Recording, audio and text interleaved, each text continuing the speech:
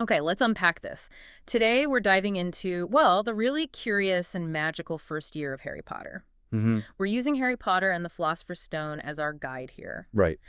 And our mission, really, is to understand how Harry goes from this incredibly miserable, ordinary life Crushing normalcy, yeah. to finding out who he really is, discovering this whole hidden magical world and, all the huge secrets that follow him. It's fascinating, isn't it? How his life at Privet Drive, number 4, it's almost like the opposite of a foundation. How do you mean?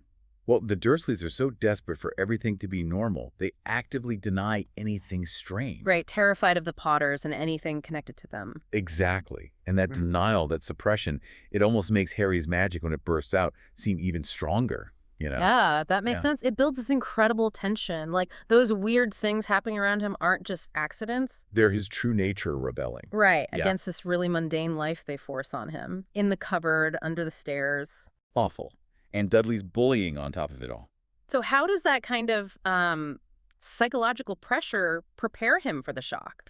Well, it makes the break, when it comes, so much more dramatic. Think about the letter Oh, the flood of letters. Undeliverable, unstoppable. addressed to the cupboard under the stairs. It's the magical world literally knocking down the door. Yeah, it's like it's saying, you can't hide this. It's dismantling their whole normal charade. And then, boom, Hagrid arrives. On his 11th birthday, no less. That scene is just amazing. It really is. And Harry finds out everything. He's a wizard. His parents didn't die in a car crash, No, they were murdered by Voldemort, protecting him. leaving him with that scar. And the fact that this huge, life-altering news comes from Hagrid, this sort of unconventional giant. Not some ministry official or distant relative. Exactly. It immediately frames his entry into magic as something wilder, more personal, not bureaucratic. And instantly labels him the boy who lived, famous before he even gets it. Right. So his first real steps, Diagon Alley, it just shatters his old reality. It's not just shopping, is it? It's like sensory overload. Totally. Seeing Gringotts, the Yes. goblins, hearing rumors of dragons guarding vaults, And finding out he has his own vault full of wizarding money. then getting his wand at Ollivander's, that's a huge moment. A holly and phoenix feather.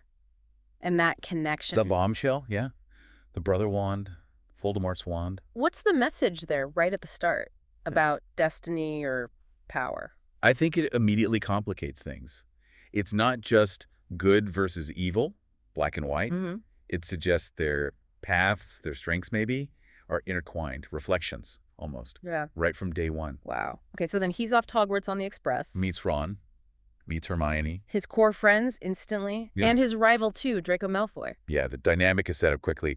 Then the sorting ceremony. A sorting hat. And Harry basically choosing Gryffindor. Because he so strongly doesn't want Slytherin. That says so much, doesn't it? About choice mattering more than, say, your background or some perceived destiny. Absolutely. His own moral compass is already guiding him, which is crucial for what's coming. Because he settles in and almost immediately gets pulled into this mystery. The Philosopher's Stone, the break-in at Gringotts on his birthday, Right, the connection there. And Fluffy. the three-headed dog guarding the trapdoor.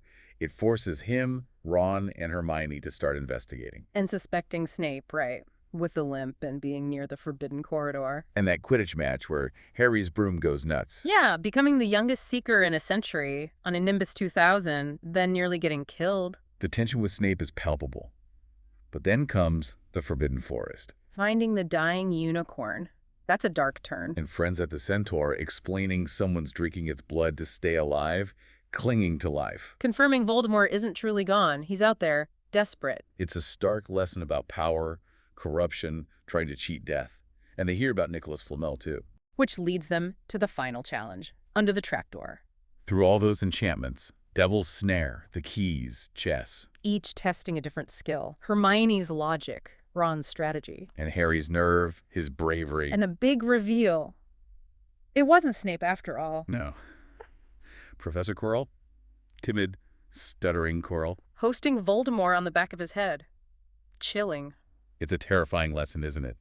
How evil can hide right in front of you, exploiting weakness. But Harry fights back, and it's his touch. His mother's love, that protection, it burns Quirrell, forces Voldemort out. Just in time for Dumbledore to arrive. And Dumbledore's explanation afterwards. Yeah. about love being the strongest magic. That really sets the theme for everything, doesn't it? Love, truth, facing fear. It absolutely does. And it all culminates in Gryffindor winning the House Cup. A victory for courage, friendship, teamwork. What a year. It really is.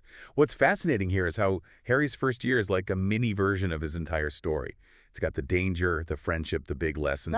And it makes you think, doesn't it? How often do we maybe underestimate the unseen forces, good and bad, that are playing out in our own lives? And what kind of unbreakable protections might we be carrying around without even realizing it?